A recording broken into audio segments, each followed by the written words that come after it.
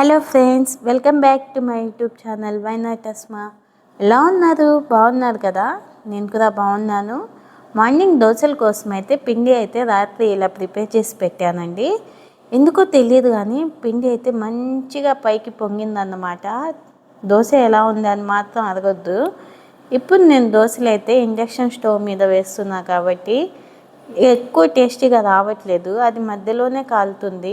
Normal stove మీద చేసినప్పుడు మాత్రం దోశలు భలే టేస్టీగా వచ్చేవి. అది కాక రేషన్ బియ్యం అయిపోయింది. సో అందువల్ల ఏంటంటే ఇంకా దోశ అనేది నార్మల్ బియ్యంతో పెద్ద టేస్టీగా నాకు అనిపించట్లేదు. మీకు కూడా అలాగే అనిపిస్తుందా? ఇంక మార్నింగ్ లేచేసరికి ఎండ చూడండి ఎలా ఉందో. సమ్మర్లో ఉన్నట్టుందండి ఎండ అయితే. నేనైతే ఇవి ప్రిపేర్ చేస్తూ ఉన్నా. ఇంతలోనే మా బాబు లేచి వచ్చి కిచెన్ మొత్తం సర్దుతున్నారు. ఏం చేస్తున్నావురా అంటే ఇవన్నీ ఇలా పెట్టాలి అలా పెట్టాలని ఏదో సర్దిస్తూ ఉన్నారండి. ఇక్కడ నాకు బాక్సెస్ అన్నీ పెట్టుకోవాలని చాలా ఇష్టం. బట్ ఇక్కడ ఉండే డస్ట్ వల్ల నేను ఉన్నవి కూడా అన్నీ మూత కట్టేసి పైన పడేసాను అన్నమాట. ఇదేనండి ఇండక్షన్ స్టవ్ మీద అయితే దోశని ఇలా వేస్తున్నాను. నార్మల్గా అయితే నార్మల్ స్టవ్ మీద మీరు చాలాసార్లు నా బ్లాగ్స్లో కానీ షార్ట్స్లో కానీ చూసే ఉంటారు. నేను వేసే దోశ అయితే చాలా టేస్టీగా మంచిగా వచ్చింది. అంటే రెడ్ కలర్ భలే వచ్చింది. చాహే तेरा फेवरेट किसे देखता है आतिले. ఇంకా దోశ తినడం కంప్లీట్ అయిపోయాక నెక్స్ట్ అయితే వీడియో ఏం షూట్ చేయడం కుదరలేదు. ఇంకా బిర్యానీ అయితే ప్రిపేర్ చేశానండి. ఓన్లీ ఒక్క ఉల్లిపాయ ఉంటే దాంతోనే బిర్యానీ మొత్తం ప్రిపేర్ చేశాను అన్నమాట. ఇంక ఈవినింగ్ అయ్యాక సండే అన్నమాట. ఈవినింగ్ టైంలో ఈ వ్లాగ్ అనేది షూట్ చేయడం స్టార్ట్ చేశాను. పొద్దున్నుంచి ఎక్కడికి వెళ్ళడానికి అయితే కుదరలేదు. ఈరోజు అయితే మా హస్బెండ్కి డ్యూటీ ఉండిందన్నమాట ఫుల్ డే. సో అందుకని ఇప్పుడైతే ఈవినింగ్ సరదాగా అలా ముత్తుకూరుకి వెళ్ళి వద్దామని చెప్పి అయితే బయలుదేరుతున్నాము. సో ఇప్పుడైతే స్టార్ట్ అవుతున్నాం. ఒక 1 అవర్లో తిరిగి వచ్చేయాలన్నమాట. ముత్తుకూరు అనేది మాకు కొంచెం దగ్గర కాబట్టి సో ముత్తుకూరుకి అయితే వెళ్ళాలని అయితే. ఇంటి తాళాలు అయితే మా బాబు ఎప్పుడు ఎక్కడో చోట పరుస్తూ ఉంటారండి.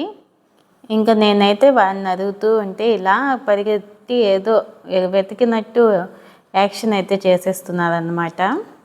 ఇక్కడైతే నైట్ టైము వ్యూ చాలా బాగుంటుందని చాలాసార్లు చూపించా కదా. మా అపార్ట్మెంట్స్ అయితే ఇలా ఉంటాయి. పిల్లలు అయితే కింద ఆడుకుంటూ ఉన్నట్టున్న సండే కాబట్టి ఇంకా లిఫ్ట్ వస్తుందో లేదో అని చాలా భయపడ్డామండి. ఎందుకంటే అది 0లోనే చాలాసేపు చూపించింది అన్నమాట. ఇంకా మాకైతే కాసేపు భయం వేసింది ఎక్కడ లిఫ్ట్ వస్తుందో రాదో అని చెప్పి. ఫైనల్లీ లిఫ్ట్ అయితే వచ్చిందండి. ఎందుకు భయం అంటే లాస్ట్ టైం వచ్చినప్పుడు మేము జాయిన్ అయిన కొత్తలో ఈ లిఫ్ట్ పనిచేసేదే కాదు. చాలా కష్టపడ్డామండి అప్పుడు. ఈ 4 ఫ్లోర్స్ ఎక్కలేక భలే కష్టమయ్యేదన్నమాట. ఇప్పుడైతే ఫైనల్లీ లిఫ్ట్ అయితే వచ్చింది. లిఫ్ట్ వస్తే వచ్చింది కానీ ఇంకా లిఫ్ట్లో ఎవరో మాకు సైకిల్ కూడా పంపించారండి. అంటే పిల్లలు సైకిల్స్ పైకి పంపిస్తున్నట్టున్నారు పెట్టేసి. సండే కదా మంచిగా ఆడుకుంటూ ఉన్నారు. మా బాబుని కూడా ఆడిపియాలండి. ఇంక నుంచి డస్ట్ తగిలితే వాడికి ఎలర్జీ వస్తూ ఉందని చెప్పి నేను ఇక్కడ ఎక్కువ ఆడిపించడం లేదు. అలా అని చెప్పి ఎన్ని రోజులు వాడిని అయితే ఇంట్లో ఉంచాలని నాకే అదొక బాధలాగా ఉందండి. చాలాసార్లు చాలా రిగ్రెట్ ఫీల్ అవుతాను అన్నమాట. అనవసరంగా ఇక్కడికి వచ్చానా, కనీసం బాబుకి ఆడుకోవడానికి కూడా లేదని చెప్పి. ఎంత చేసినా చేసేది ఏముండండి, ఏం చేయలేం కదా. ఇంకా మనమే ఏదో ఒకటి చేయాలి. కనీసం వాడిని ఎంగేజ్ చేయడానికి ఏదో ఒక యాక్టివిటీ అయితే చేయాలండి. ఇంకా ఇక్కడ పార్క్ అయితే ఉంటుంది మాకు. కానీ అక్కడికి వెళ్ళి ఆడిపిద్దాం అనుకుంటే చాలా డస్ట్ ఉంటుందండి. యాష్ కూడా మిక్స్ అయి ఉంటుంది దాంట్లో. ఎందుకో తెలియదు కానీ అక్కడికి వెళ్ళి ఆడుకొని వచ్చాక మా బాబుకి ర్యాషెస్ రావటం, ఏదో ఒకటి సంథింగ్ కాఫ్ అలా ఏదో ఒక ఎలర్జీ అయితే వస్తుంది. సో అందుకని చెప్పి నేను వాడిని అయితే తీసుకెళ్ళడం మానేశాను. ఇంకా సైకిల్ అయితే ఉంది కానీ దాన్ని ఏదో చేపించి గాలిపోయింది. ఇంకా గాలి అయినా నింపించి దాంట్లో వాడిని తిప్పాలి. ఇంకా మేము ఉండే హౌస్ అండి ఇక్కడ. చూశారు కదా ఎంత బాగుందో వ్యూ అయితే. చాలా బాగుంటుందండి చూడడానికి వ్యూ. ఇంకా ఆ స్కై కానీ ఆ వ్యూ కానీ చాలా చాలా బాగుంటుంది అన్నమాట. అంటే ఒక సామెత నాకు గుర్తొస్తుందండి. దూరం నందలి కొండల నునుపులు అంటారు కదా. అంటే దూరంగా ఉండేవి మనకు మంచిగా కనిపిస్తాయి అన్నమాట. ఫస్ట్లో మా ఆయన ఎప్పుడైనా ఇక్కడ ఫొటోస్ అలాంటివి తీసుకుని వచ్చినప్పుడు ఇంటికి నేను కూడా అలాగే ఫీల్ అయ్యేదాన్ని. తర్వాత నాకు తెలిసింది ఏంటంటే ఇక్కడికి వచ్చాకే అర్థమైంది ఇక్కడ ఎంత డస్ట్ ఉంది ఏంటనేది. మేమైతే ముత్తుకూరుకి వెళ్తున్నాం. ఇదంతా ముత్తుకూరుకి వెళ్ళేవే అండి. పెద్దగా ఎక్స్ప్లెయిన్ చేసేదైతే ఏం లేదు కానీ దీంట్లో, బట్ నేనైతే కొన్ని విషయాలు చెప్తాను మీకు వీడియోలో, మీరు అదైతే వినండి. ఈ మధ్య నేను ఎక్స్పెషల్లీ నాకు అనిపించింది చెప్తాం అనుకుంటున్నా. అంటే కొన్ని మీకు కూడా సింక్ అవ్వచ్చు. సో వినండి, విని ఏం చెప్పానో మీకు ఎలా అనిపించిందో కామెంట్ అయితే చేయండి. అలాగే నేనేం నేర్చుకున్నా అనేది కూడా చెప్తాను. ఈ మధ్య సిచ్యువేషన్ అయితే చాలా టఫ్గా ఉంది. అసలు అది ఎంత టఫ్ అంటే ఇంకా నా మైండ్ నా కంట్రోల్లో అయితే లేదు. ఇలాంటి టైంలో నాకు ఆ బాధ కన్నా ఎక్కువ, అంటే బాధ అయితే అది తీర్చలేనిది, ఇంకా ఏం చేయలేనిది అన్నమాట. బట్ ఆ బాధతో పాటు ఇంకొంచెం బాధని యాడ్ చేసే పనులు కొన్ని అయితే జరిగాయి.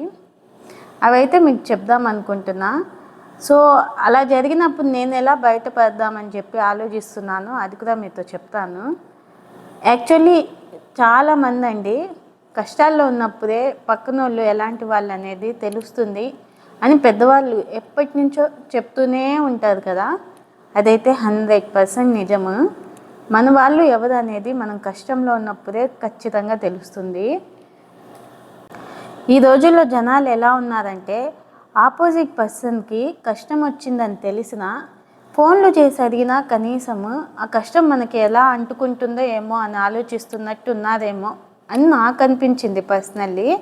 అంటే జనాలకి ఎవరైనా ఏదైనా చేసినప్పుడు వాళ్ళు అలా చేశారంట కదా, వీళ్ళు ఎలా చేశారంట కదా అని ఫోన్లు చేసి చెప్పడానికి టైం దొరుకుతుంది. కానీ బాధలో ఉన్నప్పుడు నీకు ఎలా ఉంది, మేమున్నాంలే, నువ్వు బాధపడకు, మేము ఇంతమంది ఉన్నప్పుడు నీకెందుకు బాధ అని ఒక్క ధైర్యం చెప్పే, అంటే ఒక్క మాట చెప్పే ఇది లేదన్నమాట మనుషుల్లో. వాళ్ళు అలా ధైర్యం చెప్పగానే మనమేం వాళ్ళ ఇళ్ళకెళ్ళి ఉండిపోము, అలా అని చెప్పి ఇంకా మొత్తం వాళ్ళ మీదే డిపెండ్ అయితే అవ్వం కదా. మనకి తెలుసు ఎంతవరకు ఉండాలి ఏంటి అనేది. బట్ ఒక్క మాట అండి అంతే. ఎందుకంటే ఆ మాట వల్ల సరేలే మన వాళ్ళు చాలామంది ఉన్నారు మనకి అనే ఒక ఫీలింగ్ అయితే వస్తుందన్నమాట. సో అలా భయపడి కూడా ఫోన్లు చేయకుండా, నాకు అసలు ఫోన్లు చేయాలంటే ఎందుకులే చేయడం అన్నట్టు బిహేవ్ చేశారండి. నాకైతే అర్థమైంది. నాకు ఒకటే ఫిక్స్ అయ్యాను నేను. ఇంకా నాకు తెలిసింది నేను కష్టంలో ఉన్నప్పుడు ఇప్పుడు నాకు తెలిసింది ఎవరు నా వాళ్ళు ఎవరు నా వాళ్ళు కాదని చెప్పి. సో నేనైతే మెంటల్లీ ఫిక్స్ అయ్యాను. నాకు ఈ బాధ అయితే లైఫ్ లాంగ్ ఇంకా తీర్చలేదు ఎవ్వరు. దీన్నైతే నేను క్యారీ చేయాల్సిందే అండ్ దాని నుంచి బయటపడాల్సిందే, తప్పదు.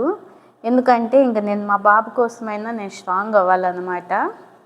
బట్ ఎవరైతే నన్ను ఈ టైంలో కనీసం పరామర్శించడానికి, అంటే ఒక్క ఫోన్ కాల్ అండి, ఈ రోజుల్లో ఫోన్ కాల్ కూడా ఏం బిల్ లేదు, అన్లిమిటెడ్ కాల్స్, ఫ్రీ కాల్సే, చేస్తే పోయేదేం లేదు. ఒక ఫోన్ కాల్ మాత్రమే, వాళ్ళ టైంలో ఒక 5 to 10 minutes టైం మాత్రమే. అది చేయడానికి కూడా ఆలోచించి నాకు ఎవరైతే తెలిసి కూడా ఫోన్ చేయలేదో ఇంక వాళ్ళందరినీ నేను లైఫ్లో, అంటే వాళ్ళని వదిలేస్తా అని చెప్పను కానీ ఇంకా నాకైతే అర్థమైందనేది మాత్రమే చెప్పగలను. ఖచ్చితంగా అండి, ఇంతకు మించి నేను ఇంకా ఆలోచించాలనుకోవట్లా. అండ్ ఈ వీడియో చూస్తున్న వాళ్ళు మీలో కూడా ఎవరైనా ఇలాంటి ప్రాబ్లం ఫేస్ చేస్తున్నట్టయితే నేను మీ అందరికీ ఒకటే చెప్తా, అలాంటి వాళ్ళ గురించి ఆలోచించకుండా ఉండాలి అంటే అది మన వల్ల అయితే కాదు. ఎందుకంటే ఎవరినైతే మనం ఎక్కువ మనసుకు తీసుకుంటామో, వీళ్ళు మన వాళ్ళు అనుకుంటామో, వాళ్ళు అలా బిహేవ్ చేసినప్పుడు ఖచ్చితంగా కష్టం అనిపిస్తుంది. కొందరు ఉంటారండి, అంటే వీళ్ళు ఎవరున్నా లేకపోయినా వీళ్ళు మనతోనే ఉంటారని మనం ఫీల్ అయి ఉంటాం. అలాంటి వాళ్ళు కూడా అసలు ఏం తెలియనట్టు పట్టనట్టు ఉన్నప్పుడు మనకి చాలా బాధ అయితే ఖచ్చితంగా ఉంటుంది. బట్ ఇప్పుడే తెలుసుకోండి, వాళ్ళేం మన వాళ్ళు అంటే మన వాళ్ళే కానీ మనం కష్టంలో ఉన్నప్పుడు పట్టించుకునేంత వాళ్ళైతే కాదు. సో ఎవరికి తోరారండి. మనం పుట్టడం సింగిల్, పోవడం సింగిల్, అంతవరకే. ఈ లైఫ్లో మిడిల్ ఉన్నవన్నీ రిలేషన్స్ అనేవి ఒక హస్బెండ్, వైఫ్, పిల్లలు, ఇంతవరకేనండి. అంతకుమించి ఏ రిలేషన్స్ని మనం ఎక్కువ ఆలోచించినా కూడా కష్టమే. ఈ రోజుల్లో హస్బెండ్ వైఫ్ రిలేషన్లో కూడా ఎక్కువ ఆలోచిస్తే చాలా కష్టాలు పడాల్సి వస్తుందన్నమాట. ఫైనల్లీ నేను ఒకటే చెప్తానండి, కష్టాల్లో ఉన్నప్పుడు ఆ కష్టమే మనకు ఎక్కువ బాధనిస్తుంది. అలాంటి టైంలో ఇంకొన్ని ఇలాంటివన్నీ యాడ్ చేసుకొని బాధ అయితే పడొద్దు. నేను కూడా చాలా వరకు డైవర్ట్ చేసుకోవడానికైతే ట్రై చేస్తున్నాను. అండ్ నాకు హెల్ప్ఫుల్ అయ్యేది ఈ వీడియోస్ ఒక్కటే అన్నమాట. ఎందుకంటే వీడియో రికార్డింగ్ నుంచి మొదలుకొని ఇంకా ఎడిటింగ్ వరకు కొంతలో కొంత అయినా నేను దీనికి టైం స్పెండ్ చేస్తాను కాబట్టి కొంచెం రిలీఫ్గా ఉంటుంది. ఇంకక్కడైతే మా బాబండి అది కావాలి ఇది కావాలి అని చెప్పి అన్నీ చెప్పారు కానీ ఏది తినలేదు. అసలు ఇంటికి వచ్చాక ఫుడ్ కూడా తినలేదు. అదైతే నాకు కొంచెం బాధగానే అనిపించింది. ఏమో 2 days నుంచి ఫుడ్ అయితే తినట్లేదు సరిగ్గా. వాడికి వామిటింగ్ సెన్సేషన్ మొదలైంది, ఎందుకో తెలియదు. ఒకసారి చూడాలి, గమనించాలి. ఇంకా తగ్గకపోతే చూడాలండి, ఏదో ఒక సిరప్ కానీ ఏదో ఒకటి యూజ్ చేయాల్సి ఉంటుంది.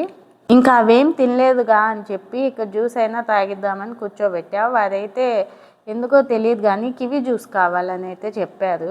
సర్లే అని చెప్పి అది తీసుకుందామని కూర్చొని చాలాసేపు వెయిట్ చేశాక జ్యూస్ అయితే ఇచ్చారండి. అదేమో వైట్ కలర్లో ఉంది జ్యూస్ అయితే. సర్లే ఏమోలే అని చెప్పి తాగితే మొత్తం పాలేనండి. ఇంకా పాలు వేసిస్తే ఎలా ఉంటుందో, పచ్చిపాలు అలా ఉంది. నాకైతే అస్సలు నచ్చలేదు. నాకు అనిపించింది ఎందుకు అలా వేసి ఇవ్వాలి, ఇంకోసారి వెళ్ళి తాగుతాము అక్కడ. అదే మంచిగా ఇచ్చారనుకోండి ఇంకోసారి వెళ్ళి తాగుతాం కదా, ఎందుకు అలా చేస్తారో ఏమో నాకైతే అర్థం కాలేదు. సర్లే ఇంకని చెప్పి ఇంకా జ్యూస్ అయితే వారు వదిలేశారు. ఇంక మిల్క్ షేక్ కావాలన్నారు. పక్కనే ఉంటుందండి ముత్తుకూరులో సిటీ ప్లాజా అని చెప్పి, బాగుంటాయి మిల్క్ షేక్స్ అయితే ఇక్కడ.